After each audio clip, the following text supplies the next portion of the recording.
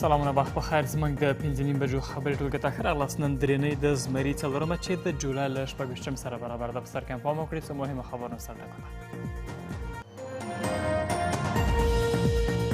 په تاشکند کې د افغانستان په تړاو نړیوالې ناستې ترسره کېدل. امیر خان متقي وایي اسلامي امارت له هیوادونو سره د ورته درناوي او دوه اړخیزو ګټو پر بنسټ تعامل ته چمتو دی.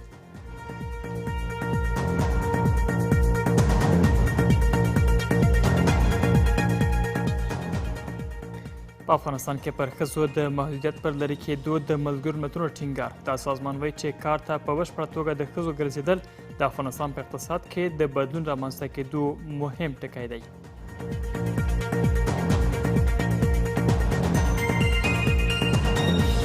په کورنیو چارو وزارت کې ښځینه پولیسو ګمارنې لپاره هڅې.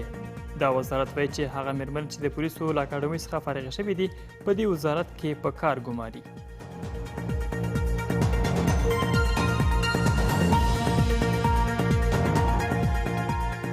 او په یمن کې د سیلابونو له کبله مرګ ژوبله په تیرو 24 غړیو کې 60 تنو ژوند بایللی.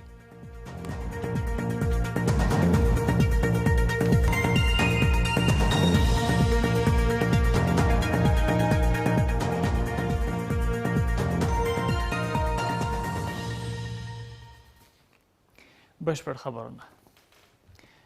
د افغانستان د امنیت او اقتصادي پراختیا په اړه د تاشکند ناسته نن د ازبکستان په پلازمینه کې پیل شوه. په دې ناسته کې د بهرنیو چارو وزارت واکپال امیر خان متقي په افغانستان کې د بېوزلۍ د کچې لوړېدو لامل د امریکا بندیزونه وبلل او له کوم قید او شرط پرته یې د دې بندیزونو د لرې کېدو غوښتنه وکړه.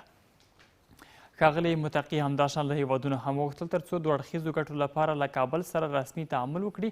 د بهرنیو چارو وزارت واکپال همداشان وایي چې اسلامي امارت اقتصاد محوره بهرنی سیاست لري او هڅه کوي تر څو د ټیکاو او اقتصادي همکاریو په مرکز واړوي.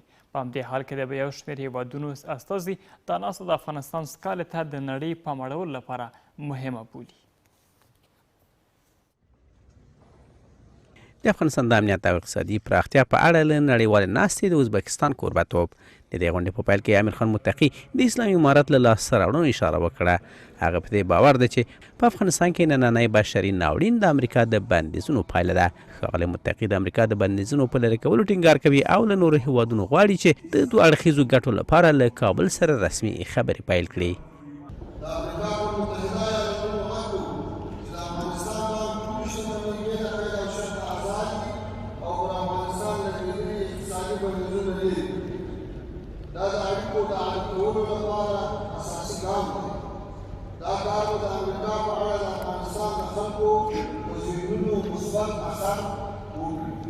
د واکپال حکومت د بهرنیو چارو وزارت واکپال د سیمې او نړۍ امنیت د افغانستان په ټیکاو پورې تړلی بولي. ښاغلی متقي ټینګار کوي چې اسلامي امارت هیڅ ډلې ته اجازه نه ورکوي چې د افغانستان خاوره د نورو هیوادونو پر ضد وکارول شي. د افغانستان اسلامي امارت په خپل هیڅ ډلې او د القاعدې په شمول هیڅ ډلې او لیاقت ته اجازه ورنه کړي چې د افغانستان له خاورې څخه د چا امنیت ته ګواښ کېږي. غواړم د دې فرصت څخه په استفادې واضح کړم چې موږ د سیمې او نړۍ امنیت ته د افغانستان امنیت یو له بل سره تړلي بولو. د بهرنیو چارو سرپرست وزیر د خپلو خبرو په یو بله برخه کې د افغانستان د ټیکاو او اقتصادي همکاریو په مرکز بدلولو لپاره د کابل هوډ څرګند کړ. هغه له هیوادونو هم وغوښتل چې شته فرصتونو ته په پام سره په افغانستان کې پانګونه وکړي.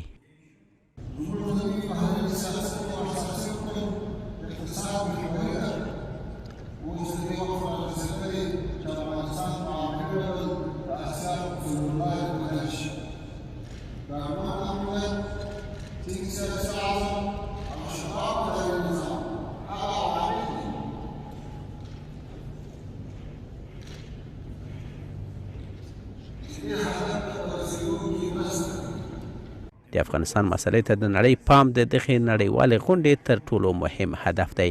خو د افغانستان لپاره د روسیې استازی دا غونډه له کابل سره د سیمې او نړۍ د همکارۍ لپاره مهمه بولي. اهمیت چنین کنفرانس از این منشأ میگیرد که مسائل همکاری‌های منطقه و دنیا با افغانستان و ملت افغانستان متمرکز شده و مهم است که در وهله اول کشورهای این منطقه درد دل خود کردند و همبستگی خود را با ملت افغانستان نشان دادند. د افغانستان د امنیتي او اقتصادي پرمختګ په اړه د تاشکند په نړیواله غونډه کې څه باندې 10 هیوادونو او 12 نړیوالو سازمانونو استازو ګډون کړی دی. سیاسي، اقتصادي او ترانزیتي مسایل د دې غونډې له مهمو موخو څخه دي. د ملګرو ملتونو سازمان په افغانستان کې په بېلابېلو برخو کې د ښځو او نجونو پر وړاندې محدودیتونو په لرې کېدو ټینګار کوي. د ښځو لپاره د ملګرو ملتونو استازي ویلي دي چې کار ته په بشپړه توګه د ښځو ګرځېدل د افغانستان په اقتصاد کې د بدلون رامنځته کېدو مهم ټکی دی. له بله خوا د افغانستان د ښځو بشري حقونو لپاره د امریکا ځانګړي استازي ویلي دي چې په حکومتي سکتورونو کې د ښځو نه حضور د دې هېواد د اقتصاد او ټیکاو له پرمختګ سره مرسته نه کوي.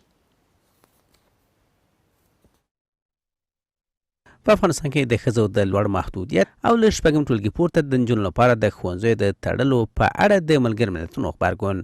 د دغه سازمان استازي همداراز ویلي چې کار ته د ښځو راستنېدل د دې هېواد له فقر څخه د وتلو یوه مهمه لارو څخه ده. کار ته د ښځو بیا تګ د افغانستان په اقتصاد کې د بدلون د رامنځته کېدو لپاره ډیر اړین دی تر څو له دې هېواد سره د بېوزلۍ څخه د وتلو په برخه کې مرسته وکړي. په مدني بنسټونو کې چې ښځې مشري په غاړه لري پانګونه کوو. د ښځو د بشري حقونو څخه د ملاتړ لپاره خپلو هڅو ته دوام ورکوو. له بله خوا په افغانستان کې د ښځو او بشري حقونو لپاره د امریکا ځانګړي استازي رینا اميري وایي چې د دغه هېواد پرمختګ او ټیکاو د ښځو د وضعیت په ښه والي پورې اړه لري. په افغانستان کې پرمختګ او اقتصادي ټیکاو د میرمنو د وضعیت پر ښه کېدو تړلی دی. د اقتصاد د نړیوالې ټولنې پر بنسټ په ټولو حکومتي سکتورونو کې له کار څخه د میرمنو محرومیت به د افغانستان د 600 میلیون ډالرو د انقباض لامل شي. په خصوصي سکتور کې د ښځو په وړاندې د محدودیتونو شتون په 2024 کال کې به د 15.1 میلیون ډالرو د تاوان لامل وګرځي.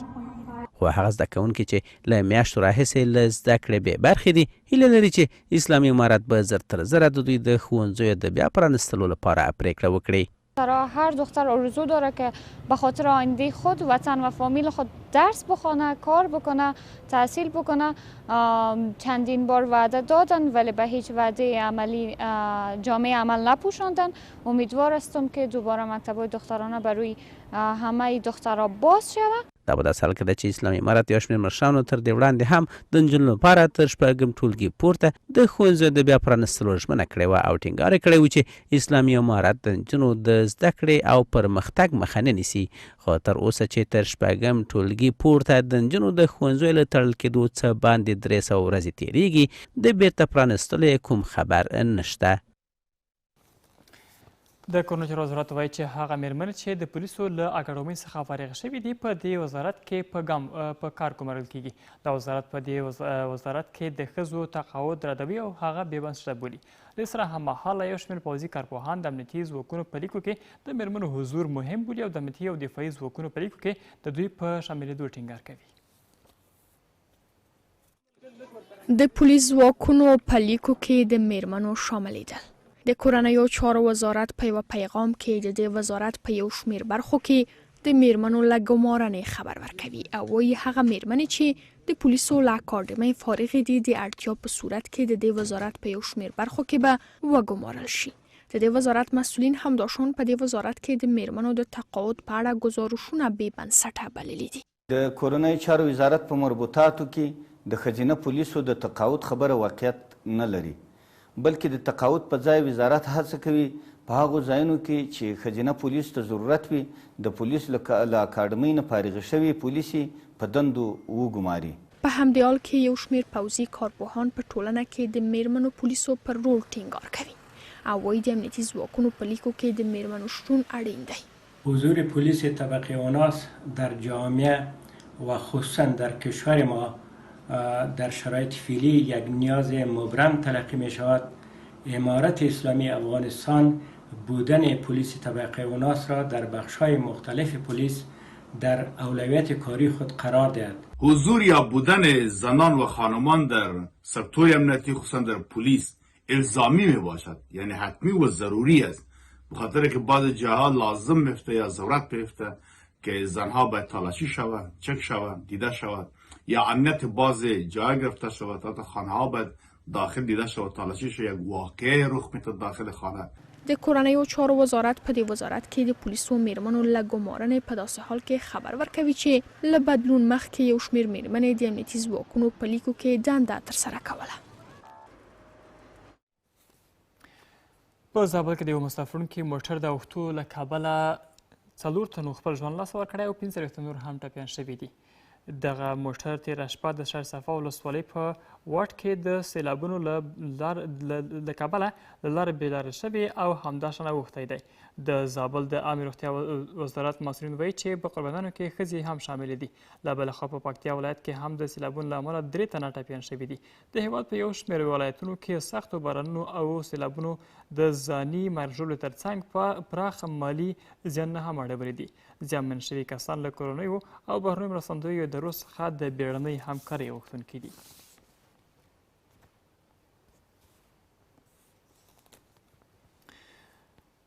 او د اداري اصلاحاتو او ملکي چوپړتیاوو د ادارې برېښنایي ازموینې مرکز بیرته فعاله شو. د دې مرکز په فعاله کېدو سره د اداري اصلاحاتو او ملکي چوپړتیاوو ادارې د سیالیو ازموینې او د دولتي کارکوونکو د ګمارنې لړۍ بیا پیلوي. ټاکل شوی لومړی پړاو د عامې روغتیا وزارت د بسونو لپاره ازموینه ترسره شي چې پکې نږدې 15 کسانو نوملیکنه کړې ده. د اداري اصلاحاتو او ملکي چوپړتیاوو اداره د دې مرکز بیا فعاله کېدل د حکومت برېښنایي کېدو په لور ګام بولي او وایي چې غواړي په هېواد کې حکومتولي پرمختللې کړي.